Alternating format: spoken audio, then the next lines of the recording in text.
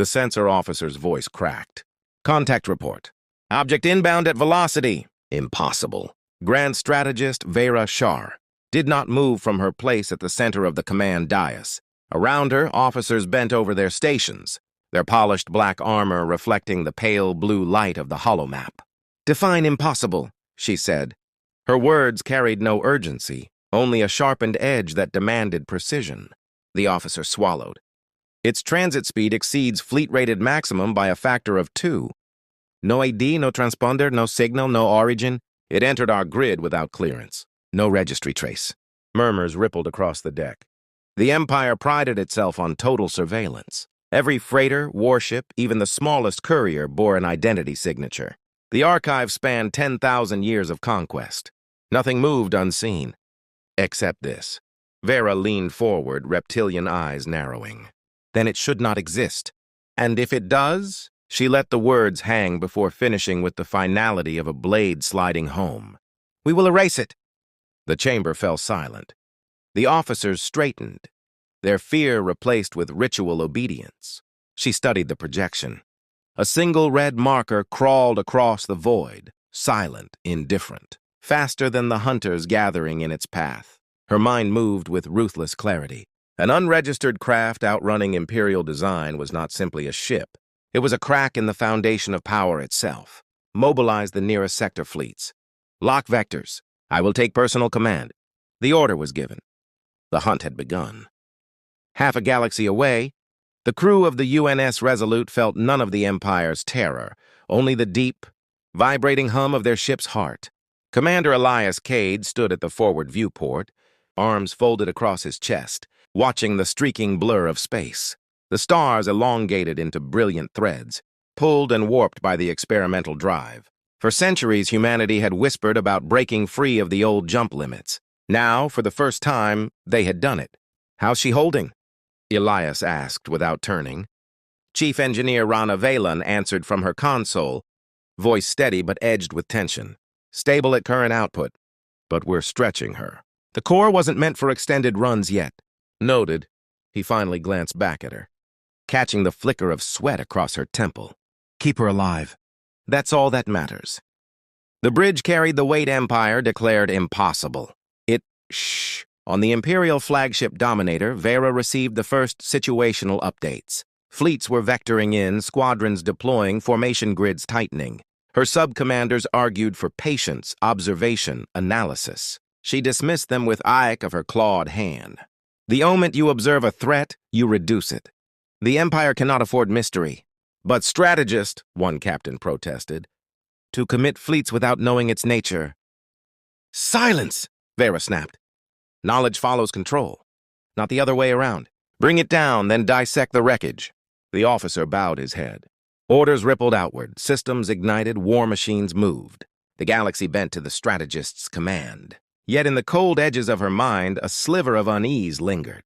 If this anomaly proved real, it was not only her fleet's honor at stake, it was the Empire itself. Aboard the Resolute, the test continued.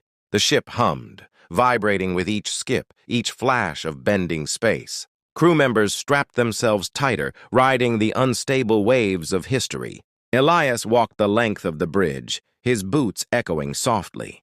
He carried himself with calm, but his thoughts worked fast.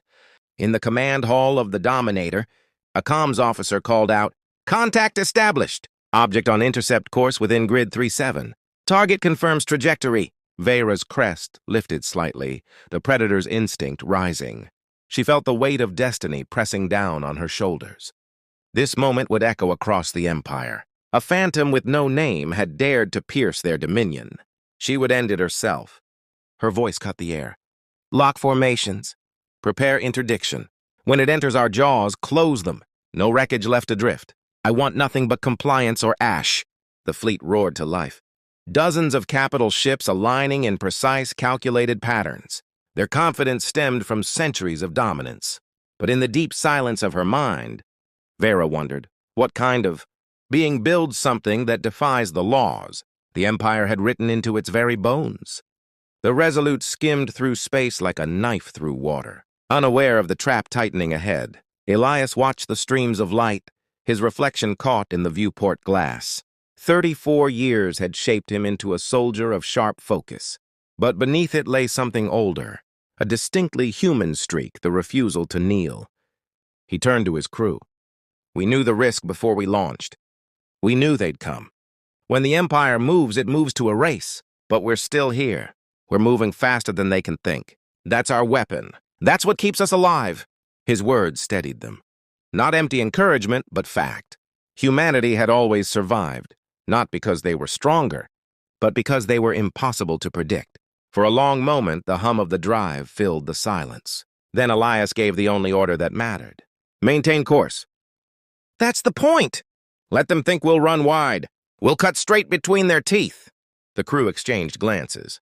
Madness, perhaps, but it was also human, turning what looked suicidal into the only path forward. The Resolute surged ahead. Frigate fire blossomed across the void, bright lances tearing through space. Shields shuddered, alarms howled.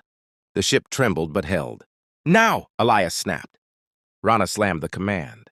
The drive howled, space twisted, and the Resolute vanished. On the Imperial tactical grid, the human ship blinked out. The frigates overshot, their guns chewing nothing but void. Reacquire! Vera roared. Seconds later, the red marker reappeared, behind her line, sliding effortlessly past the net. The bridge fell silent. Vera's jaw tightened. She felt heat rise under her skin, a sensation she had not endured in decades. Rage, not at the enemy's success, but at the thought, however small, that she had underestimated them. Expand the hunt, she ordered coldly. No more probes, entire formations. We crush them with weight. I will not have this ghost slip through our claws again. Inside the Resolute, the crew let out a collective exhale. Juno slumped against her harness, laughter bubbling out despite the tension. We did it. We actually... Don't celebrate yet, Elias cut in. His tone was firm, not cruel. They'll be angry now. This was the easy part. Rana shook her head, still watching the readouts. The core's heating. Too many jumps like that and we'll tear ourselves apart before they fire a single shot. We'll manage. Elias leaned closer, his voice lowering so only they could hear. Listen to me. The Empire has one weakness. They believe control makes them invincible. They've forgotten how to adapt. That's where we live. For a moment, no one spoke. Then Juno straightened, fire in her eyes. Then let's make them chase shadows. Hours stretched into a blur of tension and movement. The Resolute darted across sectors, slipping past blockade lines, baiting destroyers, vanishing before fire could find its mark.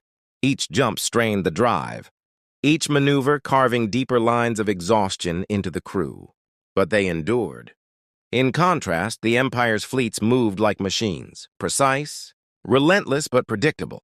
Each failure fed Vera's obsession. Every escape hammered her pride like a nail. On the third failed interception, she struck the console with her claw, shattering the reinforced glass. Blood welled, but she ignored it. "This ends now," she growled. "I will command the final engagement myself. Prepare the trap." Her captains bowed, not daring to meet her eyes. The strategist's fury was legend, but never before had it been provoked by a single nameless ship. The Resolute slid into the shadow of a gas giant, its hull shivering under the strain of another forced jump. Lights flickered, and the faint smell of scorched circuitry clung to the air. "Reactor temp still climbing," Rana muttered, brow furrowed at her console. "If we push it again without cooling, we'll cook half the systems." Elias stood with arms folded, gaze locked on the tactical map. Dozens of blue icons glimmered in pursuit. The Empire wasn't letting go. "They're hurting us," he said. Juno looked up sharply. "What do you mean, hurting?" "Look at their vectors. They're not aiming to hit us. They're closing angles, driving us somewhere." The silence that followed was heavy. Every officer watching the spreading net blinked tighter on the display. Rana's lips pressed thin. "They're building a kill zone." Elias nodded once. "Exactly. And we're headed right for it." On the Dominator, strategist Vera Shar studied the same map, her talons tapping slowly against the armrest. Unlike before, her fury was gone, replaced with cold focus. "They have no options left," she said. "Every line closes toward Sector Theta. There we converge with overwhelming weight. No evasion. No escape. Her captains exchanged approving glances. It was elegant, precise, inevitable. Vera allowed herself a small smile. Let the galaxy remember that defiance buys only annihilation. Back on the Resolute, the crew debated in low voices, desperation bleeding into every tone. We can't fight a fleet, Juno argued. Not with our shields shredded. If we jump blind, we burn out the core and die anyway, Rana countered. There's no way through without playing their game. Elias finally spoke, voice steady. Then we stop playing. The words made both women turn toward him. They think we'll run into the cage, he continued. So we won't. We'll break the pattern. Hit them before they're ready. Rana frowned. Hit them with what? We don't have the firepower. Not with weapons. Elias leaned forward, eyes sharp. With the one thing they don't expect, risk. We show them we'll do what they never would. The plan formed quickly, reckless by any rational standard. The Resolute would not avoid the trap. It would dive headlong at its center, straight at the Dominator. One ship against an armada. Juno's hands trembled as she plotted the course. If this fails... It won't, Elias cut in. His voice held no arrogance, only certainty, because they'll never believe we'd try.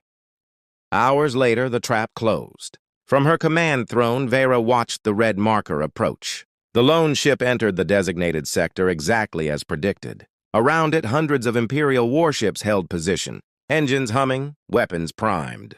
Final approach, her first officer announced. The net is sealed. Prepare to fire, Vera commanded. On my mark! Suddenly, alarms shrieked. The red marker veered, accelerating straight toward the Resolute tore through the lines, weaving between startled frigates before their guns could track.